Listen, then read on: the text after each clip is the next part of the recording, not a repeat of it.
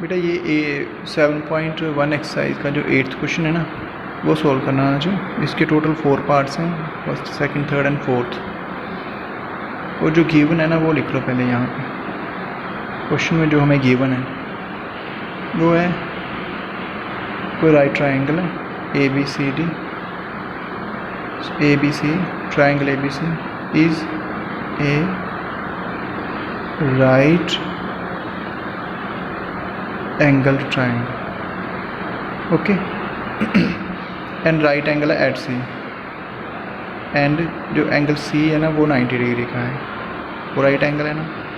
और उसके बाद उसने क्या कहा है, ये जो M है ना वो मिड पॉइंट है AB का, and M is mid point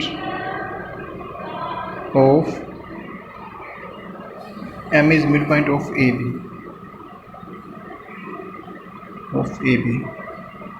और क्या गिवन है यहाँ इसमें, M is produced to a point D है ना, M is produced to a point D such that DM is equal to DM given है CM के। तो हमने ये इसके 4 पॉइंट्स हमने प्रूव करने हैं। फर्स्ट पार्ट में हमने देखना है, शो करना है ये जो ट्राइंगल है ना,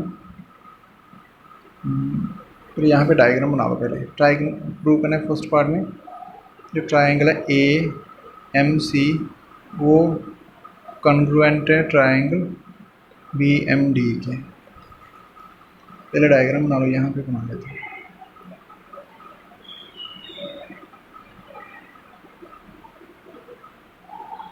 ये डायग्राम है ऐसे,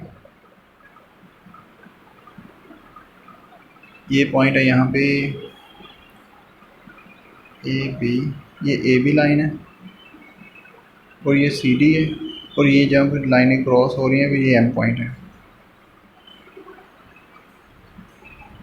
ठीक है, पहले हमने प्रूव करना है ये जो ट्राइंगल है ना, कौन कौन से ट्राइंगल है यहाँ, ट्राइंगल AMC है ना जो वो कॉन्ग्रुएंट है ट्राइंगल BMD के। ओके, ये दोनों ट्राइंगल। सबसे पहले इसमें देख लो प्रूव करने के लिए, in triangle AMC and triangle BMD में देख लो। पहले देख लो आप, AM है ना जो वो बराबर है BM के, क्योंकि उसका रीज़न क्या लिखना है हमने, क्योंकि M है ना जो M इज मिड पॉइंट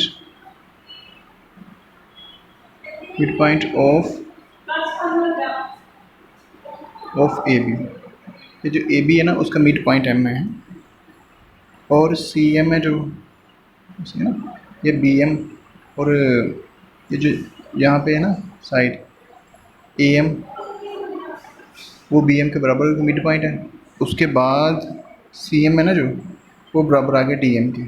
ये हमें गिवन है, ये देखो ये गिवन है ना हमें, CM बराबर DM के। ये जो CM है वो DM के बराबर है, ये गिवन है। उसके बाद अभी एंगल ले लो आप AMC जो बराबर है एंगल BMD के। AMC बराबर एंगल BMD के, ये क्या है, vertical opposite angle, vertically opposite angles. अभी ये देख लो, ये दोनों ट्राइंगल में क्या है, दो साइडें, ये साइड इसके बराबर है, ये इसके बराबर है, और ये एंगल भी बराबर है। तो फिर ये दोनों ट्राइंगल है ना जो AMC और BMD, ये दोनों क्या हो जाएंगे, equivalence. Therefore triangle AMC is equivalence to triangle BMD। इसका जो हमने रीज़न लिखना है ना वो क्या लिखना है, बाय रूल, कौन सा रूल है, side angle side rule. Okay, ये फिर प्रूव हो गया ना फर्स्ट पार्ट इसका। अभी इसका जो सेकंड पार्ट है ना वो हमने देखना है। टोटल इसके 4 पार्ट्स हैं, तो चारों पार्ट्स हैं ना जो 1-1 करके हमने प्रूव करने हैं। सेकंड पार्ट में हमने प्रूव करना है कि ये जो एंगल डी बी सी है ना, एंगल डी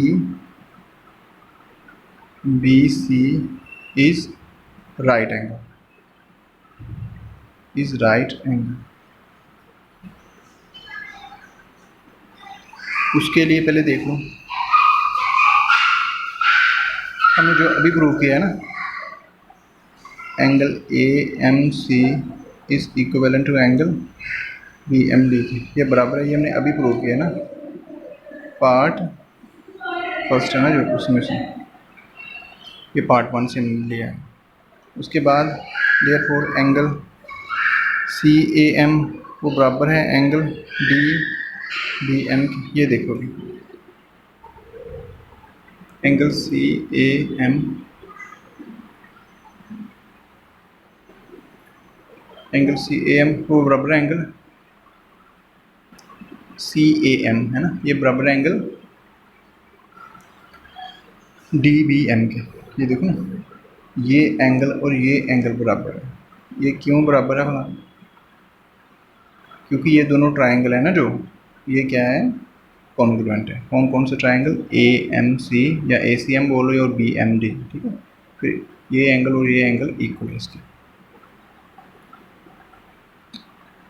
और आप इसको सीधे भी लिख सकते हो, एंगल सी ए एम को हटा दो, एम की जगह पे आप ए लिख लो, जैसे सी ए बी लिख लो, फिर है ना सी ए बी, टोटल लाइन ले लो, हमें ये साइड एंगल देखना है, इसलिए एम को हटा दो यहाँ से, बराबर आ जाएगा एंगल डी बी ए लिख लो, डी बी ए पे, ठीक है। एम को हटा के ना ये लाइन को हम यहाँ तक ले गए, ठीक है, इसको यहाँ तक ले आए।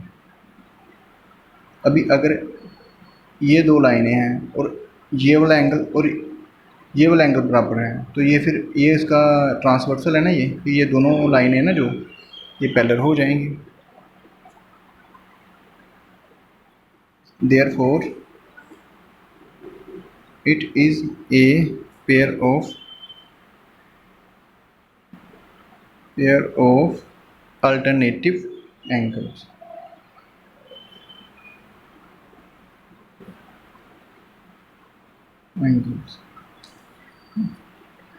ये अल्टरनेटिव एंगल्स की पेयर और ये दोनों बराबर हैं, ठीक है। तो फिर क्या हो जाएगा, ये जो साइड है ना ए सी, ये साइड जो ए सी है वो इसके पैरेलल हो जाएगी, इस parallel to B D, B D के पैरेलल है। अभी ये देखो, क्योंकि ए सी बी डी के पैरेलल है, एंड ये जो बी सी है ना, ये बी सी, ये दोनों पैरेलल लाइनें के बीच में एंगल है, ये ट्रांसवर्सल हो गई फिर, and B C is the transversal,